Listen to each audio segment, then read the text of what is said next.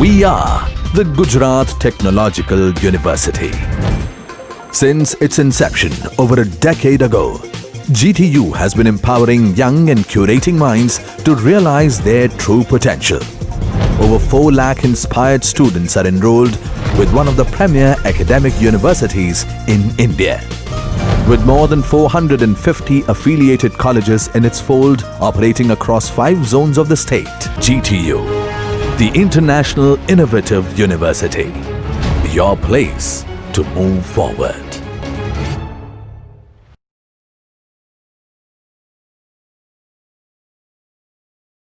Hello everyone, welcome to my YouTube channel. Myself Maulikar Joshi. Today's our topic is design of isolated footing. આપણને કંઈક અહીંયા આગળ data આ રીતે કંઈક આપવામાં આવેલા છે.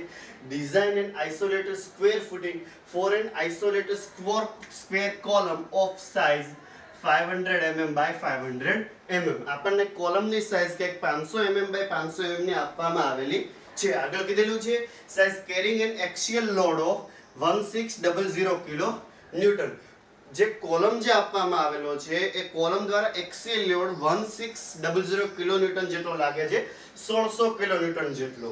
આગળ કીધેલું છે state bearing capacity of soil is 200 kilonewton પર મીટર સ્ક્વેર. અહીંયા આગળ સોઇલ બેરિંગ કેપેસિટી જે આપણને આપવામાં આવેલી છે એ છે કઈ 200 kilo newton per metre square જેટલી એસબીસી આપેલી છે. આગળ કીધેલું છે use M20 concrete grade and Fe415 steel. આવી કંઈક ડિટેલ્સ આપણને લોકોને આપવામાં આવેલી છે. તો નેક્સ્ટ આગળ વાત કરીએ તો સૌથી પહેલા જ્યારે પણ તમને ફૂટિંગની ડિઝાઇન પૂછવામાં આવે છે તો તમને કઈ કઈ વસ્તુ એઝ અ આન્સર તરીકે તમારે આપવી પડશે. તો આન્સરમાં સૌથી પહેલી વસ્તુ તમારે આપવાની હોય છે સાઇઝ ઓફ ફૂટિંગ. સેકન્ડ જે તમારે આન્સરમાં વસ્તુ આપવાની રહેતી હોય છે આવે છે ડેપ્થ ઓફ ફૂટિંગ.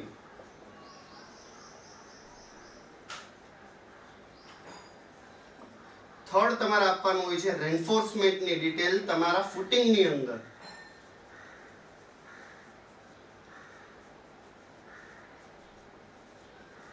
અને ફોર્થ એન્ડ લાસ્ટ જે વસ્તુ તમારે આપવાની રહી છે એ ડોવેલ્સ બાર આપવાના હોય છે if it is required.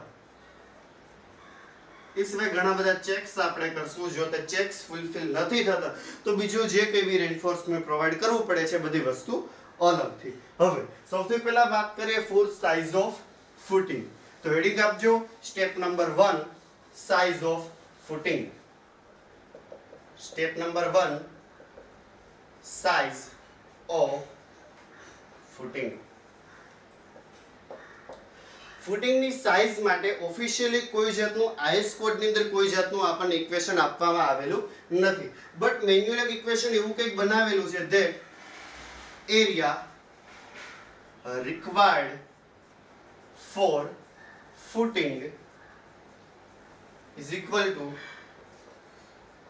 total load on soil divided by SBC of soil. અહીંયા આગળ ઘણી વખત ઇક્વેશનમાં ભૂલ થઈ જતી હોય છે એટલે આપણે ક્રોસ વેરીફાઈ માટે એવું યાદ રાખવું કે એરિયાનો યુનિટ આપણો આવે છે મીટર સ્ક્વેર જેટલો. Total load on soil unit આવે છે કિલો ન્યૂટન અને એસબીસી જે છે હશે આપણી કિલો ન્યૂટન પર મીટર સ્ક્વેરમાં. કિલોમીટર કેન્સલ, ફાઇનલ યુનિટ બની જાય છે આપણો મીટર સ્ક્વેર જેટલું. એટલે આ વસ્તુ મળી જાય છે. ઘણી વખત ઇક્વેશનમાં બહુ બધી ભૂલ થતી હોય છે. એસબીસી ઉપર લખાઈ જાય છે, ટોટલ લોડ ઓન સોઇલ નીચેની બાજુ લખાઈ જાય છે. આવી મિસ્ટેક ન થાય એટલા માટે એક વખત આવી રીતે ક્રોસ વેરીફાઈ કરી રહેવું ખરા. સૌથી પહેલા વાત કરીએ for total load on soil. Soil ઉપર કયો લોડ આવશે at the time of designing footing? તો સોઇલની ઉપરની બાજુએ સૌથી પહેલા તમે મૂકો છો ફૂટિંગ અને ફૂટિંગની ઉપર હોય છે કોલમ. આપણને ડાયરેક્ટલી જે કે બી લોડ 1600 કિલોન્યુટન આપી દીધો છે એ ફૂટિંગ ઉપર જેટલો લોડ આવે છે આપી દીધો છે ડાયરેક્ટલી. તો એડ કરવાનું પણ બાકી રહ્યું આપણે લાસ્ટમાં. તો કે જે કે બી તમે ફૂટિંગ એડ કરો છો ફૂટિંગનો પોતાનો self dead load self weight જે છે એ એડ કરવાનું છે એટલે બાકી રહેશે. તો next total load on soil is equal to load of column or axial load જે કે બી ટોટલ તમને આપેલો છે તે plus 10% of upcoming axial load on footing. શું કામે? તો કે એઝ યુઝ્યુઅલી જો આમ વાત કરવા જઈએ તો ફૂટિંગ ઉપર જે ફૂટિંગ નો પોતાનું ડેડ લોડ નો જો વાત કરવામાં તો કેટલો હોય તો કે લંબાઈ length multiply width multiply by its depth અને મલ્ટીપ્લાય બાય કરી આપણે કોન્ક્રીટ ની ડેન્સિટી તો જે કે બી આન્સર મળે આપણું સેલ્ફ ફીટ જેટલું હોય ખરા. બટ ઇનિશિયલ સ્ટેપ ની અંદર આ વસ્તુ પોસિબલ છે નહીં. એટલા માટે આપણે શું કરીશું તો કે અત્યારે એઝ્યુમ કરીએ છીએ કે ટોટલ જે કે બી ઉપરથી લોડ આવે છે તેનું 10% જેટલો લોડ છે આપણે એઝ્યુમ કરી લઈએ છીએ. તો ટોટલ અપકમિંગ લોડ કેટલો છે ઉપર થાવડો 1600 plus 10% of 1600 is equal to 1600 plus 10% એટલે 160. ફાઇનલ આન્સર આવશે 1760 કિલો ન્યૂટન જેટલું. તો 1760 કિલો ન્યૂટન જેટલો ટોટલ લોડ જે છે તે તમારી સોઇલની ઉપર બાય ધી ફૂટિંગ ટ્રાન્સફર થઈને આવવાનો છે. તો ટોટલ લોડ મળી ગયો અને એસબીસી આપણને ઓલરેડી આપી દીધેલી છે 200 kilo newton per metre square જેટલી. તો ફાઇનલ આન્સર જે કંઈક આવો કંઈક આપણો આવે area required for footing is equal to value મૂકી દઈએ આન્સર કંઈક છે 1760 જેટલો. તો 1760 ડિવાઇડ બાય 200 કેલ્ક્યુલેટરમાં કેલ્ક્યુલેશન કરશો તો આન્સર કંઈક આવે છે એનો 8.8 મીટર સ્ક્વેર જેટલો 8.8 મીટર સ્ક્વેર. હવે આ કોની વાત થઈ તો કે સ્ક્વેર કોઈ બી સ્ક્વેર ની વાત કરવા જાય તો તેનો એરિયા જો આ રીતે કંઈક આવતો હોય તો આપણે એવું કંઈક લખી શકીએ કે આપણને ખબર છે equation area is equal to length multiply by width અને ફોર સ્ક્વેર આ બંને વસ્તુ કેવી હોય છે એક સરખી હોવાની છે. Therefore area is equal to length નો સ્ક્વેર. તો જો લેન્થ જ આપણે જો ફાઇન્ડ આઉટ કરવી અથવા તો જો વિડ્થ જ ફાઇન્ડ આઉટ કરવી તો શું કરશું એરિયાનું લઈ લઈએ under route. Therefore size of footing is equal two under route area is equal two under route 8.8 is equal two કે આન્સર કંઈક આ રીતે કરીએ છીએ તો મેં ઓલરેડી કેલ્ક્યુલેશન કરેલી છે પ્રમાણે આન્સર કંઈક આપણો આવે છે 2.96 જેટલું. તો 2.96 મીટર. હવે આપણને ખબર છે એ પ્રમાણે કોઈ બી સાઇઝ 2.96 પ્રોવાઈડ કરવી પોસિબલ નથી એટલે આપણે કેટલી પ્રોવાઈડ કરીશું 3 મીટર જેટલી. Therefore provide size of footing is equal to 3 metre by 3 metre. તો અહીંયા આગળ થાય છે આપણું સ્ટેપ નંબર 1 કમ્પ્લીટ. ફરીથી એક વખત જોઈ લઈએ તો area required for footing equation કંઈક એવું બને છે આપણું total load on soil divide by SBC. Total load on soil એટલે કેટલું વેઇટ થશે તો કે સૌથી પહેલા તો જે કે બી એક્સિયલ લોડ ઉપરથી આવે છે તે axial load plus dead load જે કે બી આપણા ફૂટિંગ નું બનશે તે એટલે વેલ્યુ મૂકી દીધી આપણે આગળ ફાઇન્ડ આઉટ કર્યું load of column or axial load જે આપણને આપેલું છે 1600 કિલો ન્યૂટન જેટલું પ્લસ 10% ઓફ કમિંગ લોડ એટલે 1600 નું 10% જેટલું. આ શું છે તો કે ડેડ લોડ છે. કોનો તો કે ફૂટિંગ નો છે. તેના આગળ છે પ્લસ 10% ઓફ 60 વેલ્યુ મૂકી 1600 પ્લસ 160 એટલે 1760 તે વેલ્યુને અહીંયા આગળ મૂકી 200 આપણને આપેલું છે 8.8 મીટર સ્ક્વેર અંડર રૂટમાં આન્સર લીધો. આન્સર કેટલો 2.96 મીટર. પણ 2.96 મીટર પ્રોવાઈડ કરવું પ્રેક્ટિકલી પોસિબલ નથી એટલે પ્રોવાઈડ આપણે કેટલી કરશું 3 metre by 3 metre. Now next now step number 2 net upward pressure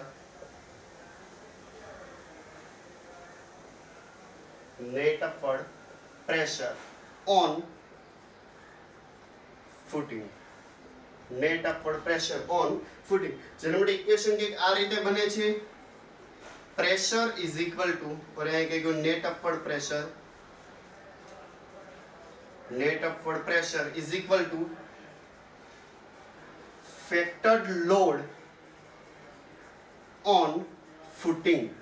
અહીંયા આગળ સોઇલ ઉપરનું નહીં આવે પણ કોના ઉપરનું આવશે ફૂટિંગ ઉપરનું. શા માટે તો કે નેટ અપવર્ડ પ્રેશર કોના દ્વારા જનરેટ થાય આપણે ફાઇન્ડ આઉટ કરવું છે બાય ફૂટિંગ એટલા માટે divide by area of footing, area of footing. હવે અહીંયા આગળ ફરીથી ક્રોસ વેરીફાઈ કરવા માટે પ્રેશર યુનિટ શું હોય છે? Kilo newton per metre square. Factor load on footing, factor load નો યુનિટ આવશે કિલો ન્યૂટન જેટલો, અને એરિયા ઓફ ફૂટિંગ યુનિટ આવશે મીટર સ્ક્વેર જેટલો. એટલે kilo newton per metre square જેવો કે ફાઇનલ યુનિટ બને છે. કિલોન્યુટન પર મીટર સ્ક્વેર અહીંયા આગળ પણ કિલોન્યુટન પર મીટર સ્ક્વેર, મતલબ કે ઇક્વેશન આપણું જે મૂકેલું છે કેવું છે?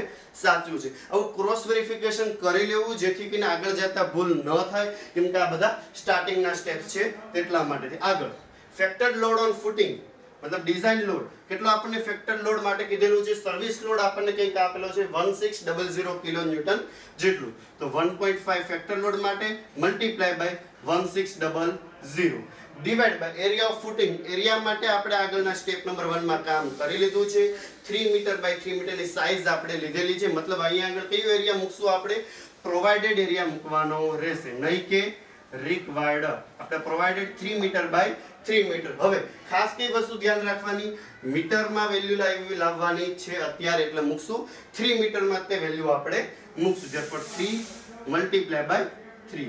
કઈ કેલ્ક્યુલેશન કરશો તો કેલ્ક્યુલેશન આન્સર કઈક આવે છે 266.66 266.66 યુનિટ આવશે kilo newton per metre square જેટલો અહીંયા આગળ. Next step number 3, bending moment.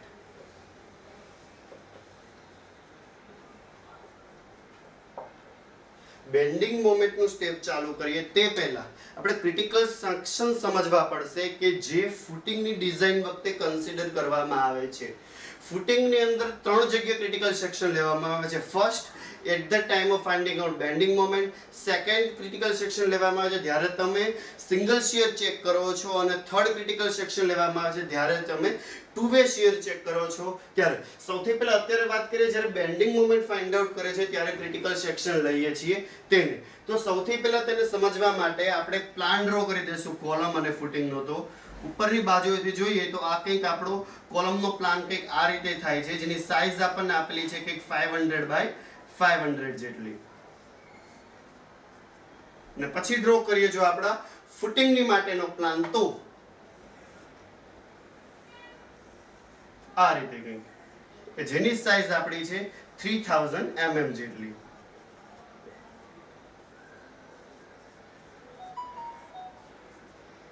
હવે જો નોર્મલી તમને પૂછું કે જ્યારે તમારું ફૂટિંગ છે, ફૂટિંગની ઉપર કોલમ છે આ રીતે, તો ડ્યુ ટુ બેન્ડિંગ મોમેન્ટ તમારો ફેઇલર કઈ જગ્યાએ થશે? તો તમે કહેશો કે જે જગ્યાએ તમારો કોલમ અને તમારો ફૂટિંગ, જે જગ્યાએ પોઈન્ટ બંને વચ્ચેનું કનેક્શન છે તે આ જગ્યા, ત્યાં આગળથી સૌથી પહેલા ફેઇલર થવાના ચાન્સીસ છે. શા માટે? તો કે આ જે તમારો પોર્શન છે તે ફિક્સ છે, અને આ જે પોર્શન છે તમારો બાકીનો આખો પોર્શન એઝ અ કેન્ટિલીવર તરીકે બિહેવિયર આપે છે. તો અહીંયા આગળ આપણે બેન્ડિંગ મોમેન્ટ ફાઇન્ડ આઉટ શું કામ? તો કે પહેલેથી તમને ખબર છે એ પ્રમાણે ડિઝાઇનની અંદર જે જગ્યાએ તમને મેક્સિમમ બેન્ડિંગ મોમેન્ટ મળતી હોય, જે જગ્યાએ તમારો ફેઇલર થવાના ચાન્સીસ વધારે હોય, અથવા તો જે જગ્યાએ પોઈન્ટ ઓફ કોન્ટ્રાસ્ટ ફ્લક્ચર આવતું હોય એ જગ્યાએ તમે મોસ્ટલી ડિઝાઇનમાં આપણે વધારે સૌથી વધુ ધ્યાન રાખીએ. શું કામ? સૌથી વધુ બેન્ડિંગ મોમેન્ટ ત્યાં જનરેટ થતી હોય છે. જો તે રેઝિસ્ટ થઈ જાય છે તો ઓટોમેટિકલી બાકીનું બધું ઓટોમેટિકલી રેઝિસ્ટ થઈ જવાનું છે. તો અહીંયા જો તમે કેન્ટિલીવર માટે જો તમને બેન્ડિંગ મોમેન્ટ ફાઇન્ડ આઉટ કરવાની કહેવામાં આવે છે, જો આ આખો યુડીએલ તમને આપેલો હોય W kilo newton per metre જેટલો, અને સ્પાન જો હોય L જેટલો, તો અહીંયા આગળ બેન્ડિંગ મોમેન્ટ mu કેટલી આવશે? તો કે આ ક્લોકવાઇઝ મોમેન્ટ લાગે છે. કેટલો લોડ? તો કે W × L જેટલું લોડિંગ છે, મલ્ટીપ્લાય બાય ડિસ્ટન્સ કેટલું? તો કે L/2 જેટલું આપણે એઝ્યુમ કર્યું છે ઓલરેડી, એટલે WL² 2 જેટલી બેન્ડિંગ મોમેન્ટ જનરેટ થાય છે. કઈ જગ્યાએ? તો અહીંયા આગળ એ બેન્ડિંગ મોમેન્ટ આપણે ફાઇન્ડ આઉટ કરવાની રહેશે. ચલો, તો mu WL² ડિવાઇડ બાય 2. જે W શું છે? તો કે UDL. UDLW જે કેટલો છે તો કે જે બધી જગ્યાએ કોઈ પણ જગ્યાએ વાત કરવા જાવ આ W ની વેલ્યુ હંમેશા એક સરખી રહેવાની છે બટ આપણે ફાઇન્ડ આઉટ કરવું છે ખાલી એટલા માટે શું કામ કે ક્રિટિકલ સેક્શન અહીંયા આગળ મળે છે અને આપણે કોલમના એન્ડ સુધીની ફૂટિંગના એન્ડ સુધીની જ મોમેન્ટ લેવાની છે એટલા માટે આપણે આટલો સ્પાન લીધેલો છે એટલે મલ્ટીપ્લાય બાય L આપણે કરી દીધું પણ આ W કેટલું તો W is equal two pressure જે આપણે સ્ટેપ નંબર 2 માં ફાઇન્ડ આઉટ કરેલું છે પ્રેશર મલ્ટીપ્લાય બાય BF મતલબ કે જે કે બી આ આપણી 3000 mm ની જે સાઈઝ છે તે pressure into length is equal two જે છે આપણો લોડ ત્યાં આગળ UDL જનરેટ થાય તે મળી જશે ઇઝ ઇક્વલ ટુ પ્રેશર કેટલું છે આપણે તો એક લખી દઈએ અહીંયા પણ કે pressure multiply by size of footing કે જેને આપણે કહીએ છીએ BF એટલે P એટલે is equal to P into BF P ની વેલ્યુ કંઈક આપણી આવે છે 266 multiply by BF is equal to answer આપણે આવે છે 3 મીટર જે આપણે લીધેલું છે 3000 mm કહો કે પછી 3 મીટર કયો જે કહો તે 3 ઇઝ ઇક્વલ ટુ તમે જ્યારે કેલ્ક્યુલેશન કરશો તો આન્સર કે કાનો આવે છે કેલ્ક્યુલેટરમાં 800 કિલો ન્યૂટન પર મીટર જેટલું 800 કિલો ન્યૂટન પર મીટર હવે આ બધી વેલ્યુને આપણે પુટ અપ કરી દઈએ એંગલ W એંગલ હવે L નો મતલબ થાય છે આટલી લેન્થ કેટલી તો જે આ L લેન્થ ફાઇન્ડ આઉટ કરવી હોય તો આખું છે 3000 તો તેનું અડધું આ થાય આપણું 1500 જેટલું આ કેટલું હશે તો કે 250 જેટલું એટલે 1500 માઈનસ 250 કરી દે એટલે આપણને L ની વેલ્યુ મળી જશે જે L ની વેલ્યુ થશે આપણી 1250 જેટલી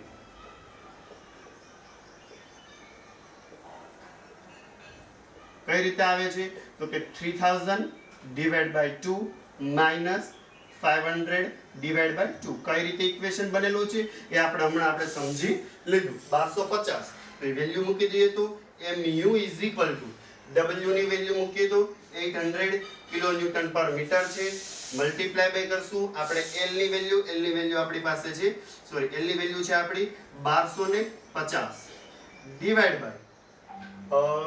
બાય 2 હવે અહીંયા આગળ 800 છે કિલો ન્યૂટન પર મીટર ની અંદર અને 1250 જે છે તે શેની અંદર આન્સર છે આપણો mm ની અંદર તો એ રીતે નહીં ચાલે આપણે તેને બી આપણે મીટર માં કે mm માં એ રીતે કન્વર્ટ કરેલું રાખવું પડે બધાનો આન્સર હોવો જોઈએ એક સરખો યુનિટ હોવો જોઈએ તો 1250 ને આપણે કન્વર્ટ કરી દઈએ છીએ મીટર ની અંદર એટલે 1250 ને મીટર માં કન્વર્ટ કરીએ એટલે 1.250 આ સ્ક્વેર છે સ્ક્વેર ને ખાસ લખવું એમાં સૌથી વધારે ભૂલાઈ જતું હોય છે અને ફાઇનલ આન્સર એક mu નો કંઈક ફાઇનલ આન્સર આપણે આવે છે 625 kilo newton into metre 625 kilo newton into metre જે આપણે બેન્ડિંગ મોમેન્ટ નું ઇક્વેશન જે યુનિટ છે તે થેન્ક યુ સો મચ હવે નેક્સ્ટ સ્ટેપ નંબર 4 માટે વાત કરીશું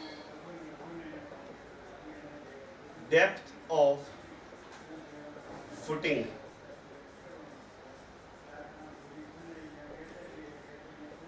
હવે બેન્ડિંગ મોમેન્ટની મદદથી ડેપ્થ ને ફાઇન્ડ આઉટ કરવા માટે આપણી પાસે ત્રણ ઇક્વેશન કંઈક આ રીતે કંઈક છે mu is equal to 0.133 fck into bd square પછી આવે છે mu is equal to 0.138 fck into b into d square the last mu is equal to 0.148 fck into bd square કે જેની અંદર 0.148 fck bd square આપણે વાપરીએ છીએ fy is equal to જ્યારે આપેલું હોય આપણને 250 ન્યૂટન પર mm સ્ક્વેર આપેલું હોય જ્યારે આપણને આપેલું fy is equal to 415 newton પર mm સ્ક્વેર ત્યારે આપણે યુઝ કરીએ છીએ 0.138 અને જ્યારે આપણને આપેલું હોય જ્યારે આપણને આપેલું હોય fy is equal to 500 newton પર mm સ્ક્વેર ત્યારે આપણે યુઝ કરતા હોઈએ છીએ 0.33 fck bd સ્ક્વેર આપણને આપણા ડેટામાં ઓલરેડી કહી દીધેલું છે કે સ્ટીલનો ગ્રેડ કયો આપેલો છે Fe415 તો આપણે કયું ઇક્વેશન યુઝ કરશું mu is equal to 0.138 fck bd square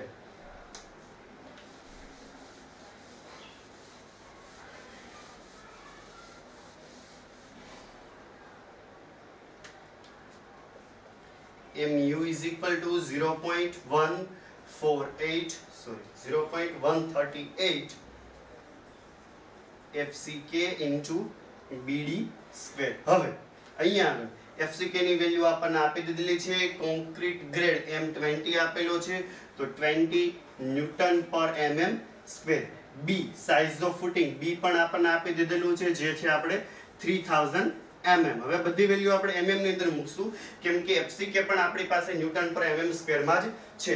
D આપણે કરશું, ફાઇન્ડ આઉટ કરશું D ને આપણે, અને mu ની વેલ્યુ આપણી પાસે કઈ છે 266, સોરી mu ની વેલ્યુ કઈક આપણી પાસે છે 625 જેટલી, તો 625 કિલો ન્યૂટન પર મીટર છે જેને આપણે કન્વર્ટ કરશું ન્યૂટન ઇન્ટુ mm ની અંદર, therefore multiply by 10⁶. કઈ રીતે? તો કે 625 kilo newton into metre, metre to mm કરવા માટે આવશે ઇન્ટુ 10⁻³ અને કિલો ન્યૂટન ટુ ન્યૂટન કરવા માટે આવશે મલ્ટીપ્લાય બાય 10⁻³ અને આ 625 ઓલરેડી છે એટલે 625 ગુણ્યા 10⁶.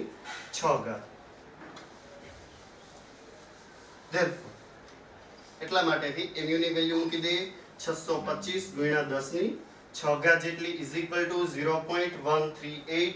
FCK ની વેલ્યુ છે 20 જેટલી, B ની વેલ્યુ છે 3000 જેટલી, તો D સ્ક્વેર માં D ની વેલ્યુ ફાઇન્ડ આઉટ કરવાની છે. કે કેલ્ક્યુલેશન તમે કરશો તો આન્સર કંઈક આવે છે small d is equal two 274.74 mm જેટલી ડેપ્થ આપણને મળે છે. હવે આ કઈ ડેપ્થ આપણા માટે છે? રિક્વાયર્ડ ડેપ્થ છે.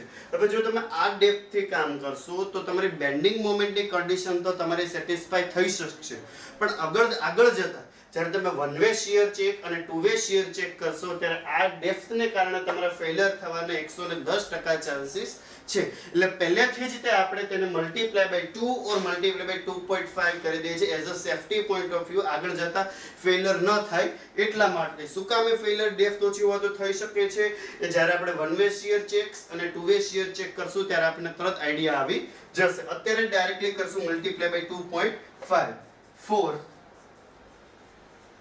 prevent failures in one way shear check and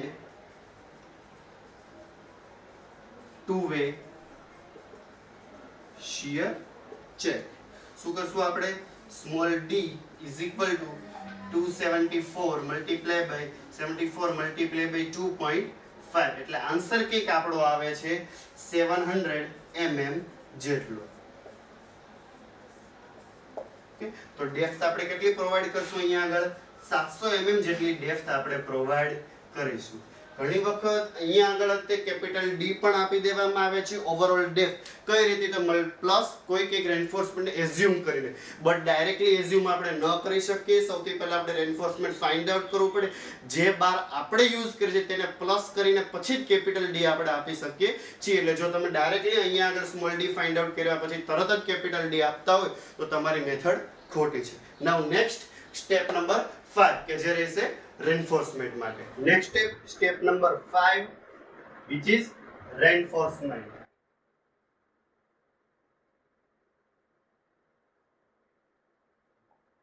reinforcement ની માટે ફ્રોમ બેન્ડિંગ મોમેન્ટની મદદથી અને જે કે તમે ડેપ્થ ફાઇન્ડ આઉટ કરો છો, જે કે તમારી પાસે ઓલરેડી વિડ્થ છે, એ બધાનો યુઝ કરીને percentage of steel find out કરવા માટે PT નું એક ઇક્વેશન આપણી પાસે આવું છે જે રિમેમ્બર કરવું પડશે. PT is equal to 50 into FCK divided by FY કૌંસમાં 1 minus under root 1 minus 4.6 mu divided by BD square અને અહીંયા આગળ આવશે FCK.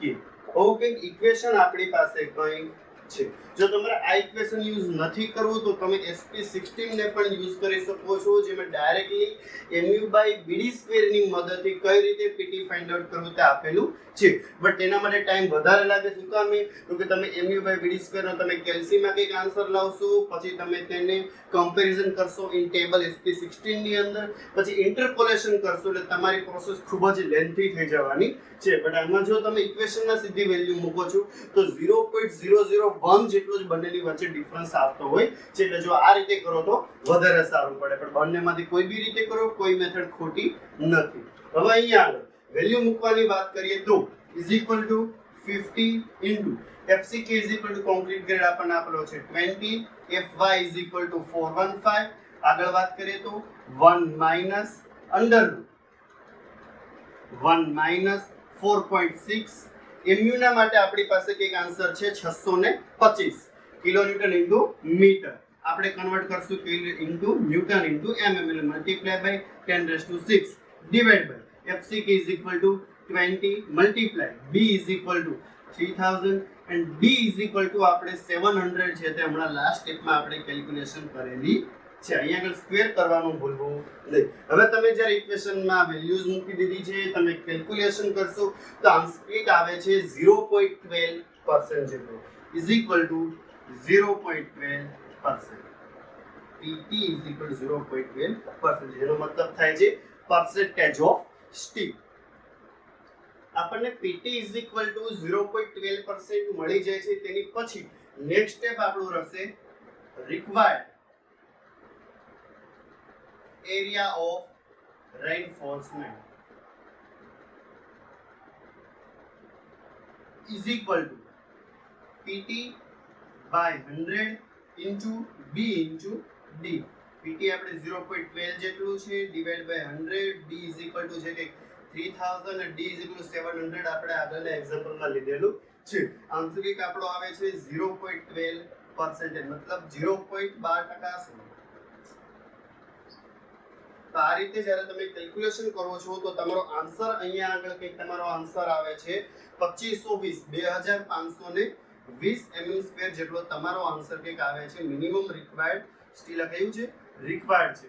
હવે વાત આવે છે નેક્સ્ટ તમારે પ્રોવાઇડેડ સ્ટીલ. તમને રિક્વાયર્ડ એટલું છે 2520, તો તમે પ્રોવાઇડ કેટલું કરશો? હવે ફૂટિંગના બાબતે કોઈ જાતના મિનિમમ નંબર્સ ઓફ બાર કે મિનિમમ આટલો ડાયામીટર હોવો જ જોઈએ કે તેવા કોઈ બી જાતના ક્રાઇટેરિયા અપાયેલા નથી. બે ક્રાઇટેરિયા આપેલા છે, એક તો સ્પેસિંગ માટેનો ક્રાઇટેરિયા આપેલો છે તમને લોકોને, બીજો ક્રાઇટેરિયા આપેલો છે મિનિમમ સ્ટીલ માટેનો. હવે અહીંયા આગળ તો પ્રોવાઇડેડ માટે વાત કરીએ તો provided steel is equal two તમારી મરજી, તમારે જેટલું સ્ટીલ પ્રોવાઈડ કરવું એટલું કરી શકો છો, પણ ખાસ એક વસ્તુ ધ્યાનમાં રાખવાની રહેશે, તમારું પ્રોવાઇડેડ સ્ટીલ એ રિક્વાયર્ડ સ્ટીલ કરતાં હંમેશા વધારે હોવું જોઈએ. બીજી એક વસ્તુ પ્રયત્ન તેવો કરવો કે તમારું જે સ્ટીલ તમે જે પ્રોવાઈડ કરો છો તેમાં નંબર્સ ઓફ બાર તમારા કેવા હોવા જોઈએ?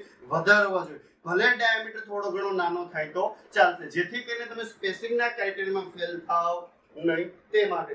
હવે અહીંયા આગળ મારી કેલ્ક્યુલેશન કરેલી છે મેં મારી જાતે, તો મેં એવું નક્કી કરેલું છે હું 14 mm ના સળિયા પ્રોવાઈડ કરીશ 18 જેટલા. હું નંબર્સ ઓફ 18 બાર્સ પ્રોવાઈડ કરું છું, જે એક સળિયાનો ડાયામીટર હશે 14 mm જેટલું. તો મારું પ્રોવાઇડેડ સ્ટીલ કંઈક આ રીતે થાય છે. Provided steel is equal to 18 bar છે multiply by pi by 4 d square એટલે 14 નો સ્ક્વેર ઇઝ ઇક્વલ ટુ મારો આન્સર કંઈક આવે છે અહીંયા આગળ 2924 mm². આ વસ્તુ SP16 માં ડાયરેક્ટ પણ આપેલી છે, તમે SP16 માંથી ડાયરેક્ટ પણ આ વસ્તુ કરી શકો છો ખરા. હવે અહીંયા જોઈ શકાય છે કે રિક્વાયર્ડ હતું મારે 2520 mm² જેટલું અને પ્રોવાઇડેડ છે 2924 mm² જેટલું. મતલબ કે મને અહીંયા આગળ કોઈ ના પાડી શકતું નથી. હવે નેક્સ્ટ ક્રાઇટેરિયા આવે છે જે છે આપણે મિનિમમ રેન્ફોર્સમેન્ટ બાબત. તો minimum reinforcement in footing. Footing બાબતે મિનિમમ રેન્ફોર્સમેન્ટ ની વાત કરીએ તો આઈસ કોડ ની અંદર તમને લોકોને 34.5 લખેલું છે ક્લોઝ નંબર. નોમિનલ રેન્ફોર્સમેન્ટ જે 34 જે છે તે તમારે ફૂટિંગ માટે છે.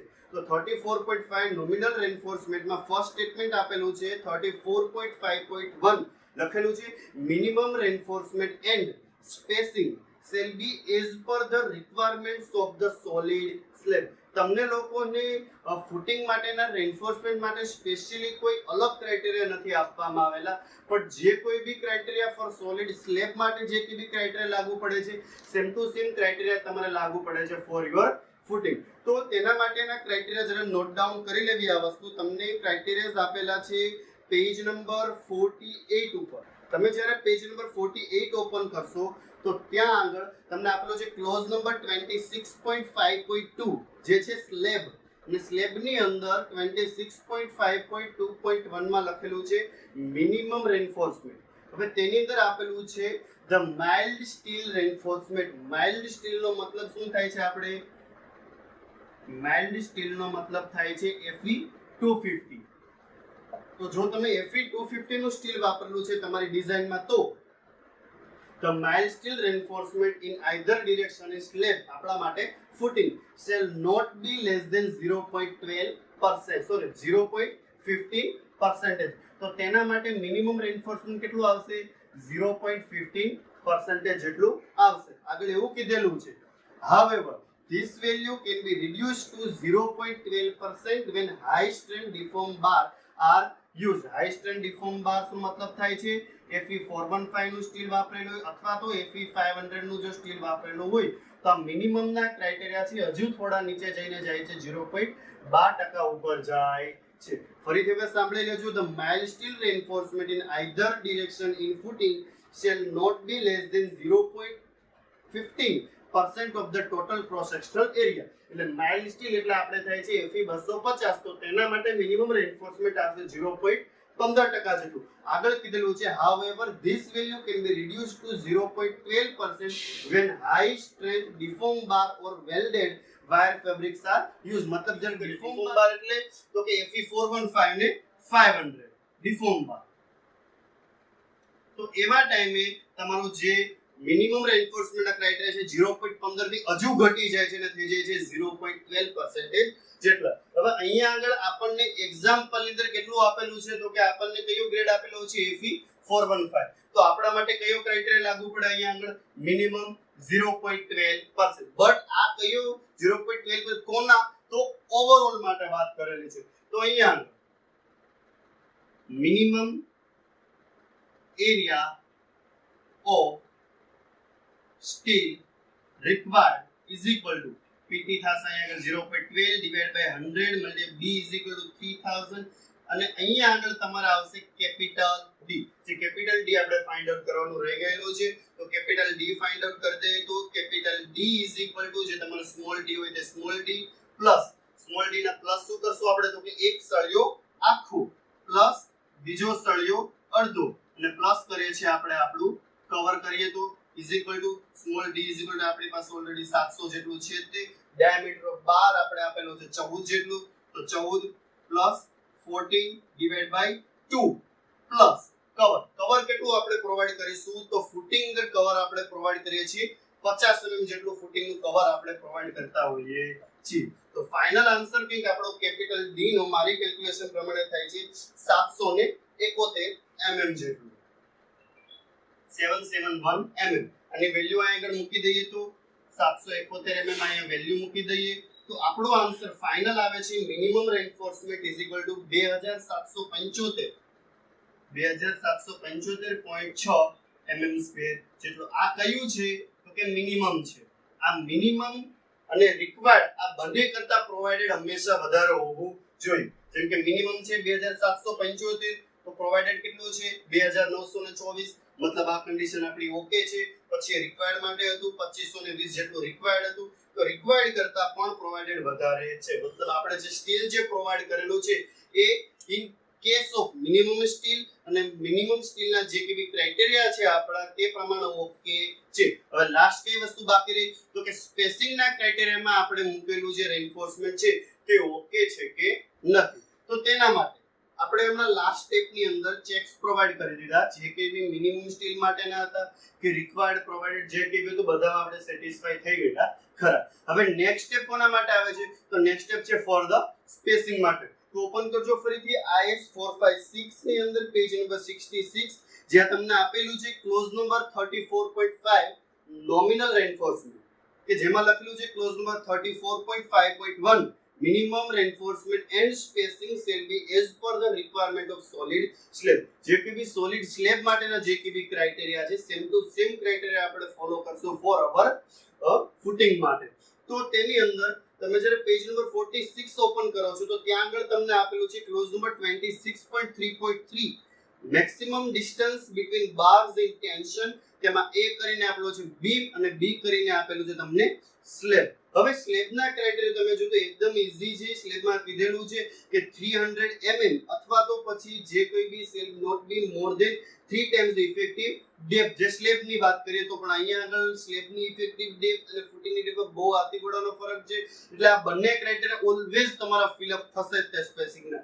એટલા માટે આપણે અહીંયા આગળ બીમના ક્રાઇટેરિયાને ધ્યાનમાં લેતા હોઈએ છીએ. તો બીમના ક્રાઇટેરિયા આપણને શું આપેલા છે? તો બીમમાં કંઈક એવું કીધેલું છે, the horizontal distance between parallel reinforcement bar or group near the tension face of a beam shall not be greater than the value given in table number 15, depending on the amount of redistribution carried out in analysis and the characteristic strength of the reinforcement. Table number 15, table number 15 ની વાત કરવામાં આવે તો ત્યાં આગળ છે percentage redistribution to the from section consider. આપણે અહીંયા આગળ કોઈ પણ જાતનું redistribution થતું નથી બસ, એટલે ત્યાં આગળ આવશે 0. પછી FY માટે અલગ અલગ ગ્રેડ્સના માટે અલગ અલગ સ્પેસિંગ આપણને આપેલું છે. તો તેની અંદર ફોર આપણને સ્ટીલ અહીંયા કયું આપેલું છે? અહીંયા આગળ 415 નું સ્ટીલ આપેલું છે. તો 415 ના સ્ટીલના માટે સ્પેસિંગ કેટલું આપણને અલોવેબલ આપેલું છે? 180 mm જેટલું. તો લખી દેવું 4 FE 415 maximum allowable spacing is equal to 180 mm. ક્યાંથી આવેલું છે? તો કે ટેબલ નંબર 15 ઉપરથી આ વેલ્યુ જે છે આપણે લાવેલા છે. ક્લિયર? એટલી વસ્તુ સમજાય કે ફરીથી જો ના આવ્યું તો જરાક બેકવર્ડ જઈને ફરીથી જોઈ લેવું. હવે અહીંયા આગળ તો આપણે વાત કરવાની છે કે આપણે જે ફૂટિંગ જે ડિઝાઇન આપીએ છીએ, ફૂટિંગના આપણા બાર્સના વચ્ચે કેટલું સ્પેસિંગ થાય છે. તો જરાક આ માટે રફલી જો આપણી ફિગર ડ્રો કરીએ તો માનો કે આ રીતે કંઈક આપણે પેડ ફૂટિંગનો કંઈક આપણો સેક્શન કંઈક છે, આ રેઇન્ફોર્સમેન્ટ કંઈક આવે છે કંઈક આ રીતે, જેમાં અહીંયા આગળ આ રીતે કંઈક આપણું રેઇન્ફોર્સમેન્ટ મૂકેલું છે. નંબર જો કેટલા બાર? તો કે 18 જેટલા સળિયા કંઈક છે એવું આપણે ધ્યાનમાં લીધેલું છે. હવે સૌથી પહેલા આખો સ્પાન કેટલો છે આપણો? તો 3000 જેટલો છે. તો અહીંયા આગળ ખાલી લખી દઈએ કે સ્પેસિંગ બિટવીન બાર્સ કયા છે? આ સેન્ટર ટુ સેન્ટર આપણે પહેલા ફાઇન્ડ આઉટ કરીએ છીએ. આપણે ટેબલ નંબર 15 માં જોઈ લેવું એકવાર. ટેબલ નંબર 15 માં આપણને આપેલું છે ક્લિયર ડિસ્ટન્સ બિટવીન બાર. શું ડિફરન્સ છે ક્લિયર ડિસ્ટન્સ અને શું ડિફરન્સ છે ક્લિયર ડિસ્ટન્સ અને સેન્ટર ટુ સેન્ટર ડિસ્ટન્સ આપણે સાથે સાથે હમણાં જોઈ લેશું. હવે અહીંયા સ્પેસિંગ બિટવીન બાર્સ માટે એવું કરશું કે આપણે સૌથી પહેલા ઉપરની બાજુએ આપણે સૌથી પહેલા ટોટલ કેટલી લેન્થ છે આપણે ગણી લઈએ, અહીંથી લઈને તે અહીંયા સુધી. તો સૌથી પહેલા ટોટલ કેટલી લેન્થ છે આપણી? 3000 mm જેટલી. તો 3000 mm માઈનસ બંને બાજુનું 50 mm નું કર્વ. અહીંયા પણ 50 mm અને અહીંયા પણ 50 mm, બંને બાજુથી 50 mm નું કર્વ. પછી બંને બાજુથી એક એક સળિયો, લાસ્ટમાં જે આ બંને બાજુ એક એક સળિયો જે આપણે પ્રોવાઈડ કરેલો હોય એ બંને બાજુથી અડધો અડધો સળિયો. કેમ? તો કે સેન્ટર ટુ સેન્ટર છે એટલે આ બાજુના રેઇન્ફોર્સમેન્ટ નું લાસ્ટનું સેન્ટર અને આ બાજુના રેઇન્ફોર્સમેન્ટ નું લાસ્ટનું સેન્ટર. એટલે ત્યાં આગળ પણ 14/2 અને માઈનસ 14/2. એટલે આપણને કેટલું ડિસ્ટન્સ મળી જાય આપણને? તો કે અહીંયાથી લઈને તે અહીંયા સુધીનું ડિસ્ટન્સ મળી જાય છે. હવે શું છે આપણો સવાલ? તો કે આપણે બે સળિયા વચ્ચેનું જો જોઈતું હોય તો શું કરવું પડે? તો આપણને એક સિમ્પલ વસ્તુ ખબર છે કે માની લો કે તમને 4 સળિયા આપેલા હોય આ રીતે કંઈ, અને 4 સળિયાનું ટોટલ જે સેન્ટર ટુ સેન્ટર 100 mm હોય અને તમારે બે સળિયા વચ્ચેનું ડિસ્ટન્સ માપવું તો શું કરશો? તો કે numbers of gap find out કરશો. અહીંયા 1 2 અને 3. તો કે નંબર્સ ઓફ બાર જેટલા હશે, numbers of bar minus y1 જેટલો આપણો ગેપ થવાના છે. તો ડિવાઇડ બાય ગેપ કરીએ તો નંબર્સ ઓફ બાર પ્રોવાઈડ આપણે કરેલા છે 18 જેટલા બાર પ્રોવાઈડ કરેલા છે. 18 માઈનસ 1 એટલે આપણે ગેપ કેટલા થાય છે? 17 જેટલા થાય છે. અહીં લખી દેવું ગેપ. શું કામ ગેપ? તો કે તો જ આપણે કેલ્ક્યુલેશન થઈ શકે. ખરા આ વસ્તુ જરાક મગજમાં બેસી જાય તો ઈઝી છે. 4 સળિયા આપેલા હોય આપણને જેનું વચ્ચેનું ડિસ્ટન્સ 100 mm જેટલું હોય, બધાને આ પહેલા સળિયાનું અને ચોથા સળિયા વચ્ચેનું ડિસ્ટન્સ જો 100 mm હોય અને પહેલા અને બીજા સળિયાનું વચ્ચે જો ડિસ્ટન્સ છે તો શું કરશું આપણે? તો કે 100 ડિવાઇડ બાય આપણે 1 2 ને 3 કરી દઈએ 33.33 કંઈક આન્સર આવે. આ વસ્તુ ખૂબ જ મોટી દ્રષ્ટિએ જોવા જઈએ તો આ વસ્તુ છે. એટલે શું કર્યું આપણે તો કે આ 4 - 1 કર્યું, અહીંયા આગળ આપણે કરી દીધું 18 - 1 એટલે થશે 17. એટલે વેલ્યુ મૂકશું તો આન્સર કંઈક તમારો અહીંયા આગળ આવે છે 169.76 mm જેટલું. બટ આ ડિસ્ટન્સ કયું છે તમારું? સેન્ટર ટુ સેન્ટર ડિસ્ટન્સ છે અને તમારે કયું ડિસ્ટન્સ જોઈએ છે? ક્લિયર ડિસ્ટન્સ ની તમારે અહીંયા આગળ જરૂર છે. હવે શું ફરક છે બંનેમાં, સેન્ટર ટુ સેન્ટર ડિસ્ટન્સ અને ક્લિયર ડિસ્ટન્સ ની અંદર? તો આ બે સળિયા તમને આપેલા હોય તો તેમના સેન્ટર થી જો આ ડિસ્ટન્સ લો છો તો એ તમારું થયું સેન્ટર ટુ સેન્ટર ડિસ્ટન્સ. અને ક્લિયર ડિસ્ટન્સ નો મતલબ થાય છે બંનેની આઉટર સાઈડ પાસે ડિસ્ટન્સ લ્યો છો તો એ તમારું થઈ ગયું ક્લિયર ડિસ્ટન્સ. તો શું ફરક છે આ બંનેમાં? તો કે જે અડધો પોર્શન છે તેનો ફરક છે. તો આપણે શું કરશું? તેમાંથી કરી દેશું માઈનસ જેટલું, એટલે લખી દેશું clear distance is equal two 169.76 minus બંને બાજુથી અડધો અડધો સળિયો છે ને આપણે કરી દઈએ છીએ માઈનસ. શું કામ છે? તો કે કન્વર્ટ કરવું છે અને આપણે શેની અંદર? તો કે આપણું ક્લિયર ડિસ્ટન્સ માં કન્વર્ટ કરવું છે એટલા માટે. તો આન્સર કેટલો આવે છે? 169.76 - 7 - 7 આન્સર આવે છે 155.76 155.76 mm જેટલું. હવે આપણે મેક્સિમમ અલોવેબલ કેટલું કરેલું હતું? આપણને 180 mm જેટલું તમને મેક્સિમમ અલોવેબલ છે ખરા. એટલા માટે જો તમે 155.76 જેટલું સ્પેસિંગ મૂકો છો તો તમારે ચાલે ખરા. તો લખી દેવાનું અહીંયા આગળ which is less than 180 mm. Therefore, check for spacing is okay. હવે next step આપણું રહેશે for one way shear check and two. Thank you so much for watching my video. Like, share and comment on this video and don't forget તમને કયા ટોપિકમાં interested છે નીચે comment મારવા માટે, અને તમને જે કે બી ડિફિકલ્ટી હોય બિંદાસ પૂછી શકો છો. Thank you so much for watching my video. Like, share and comment.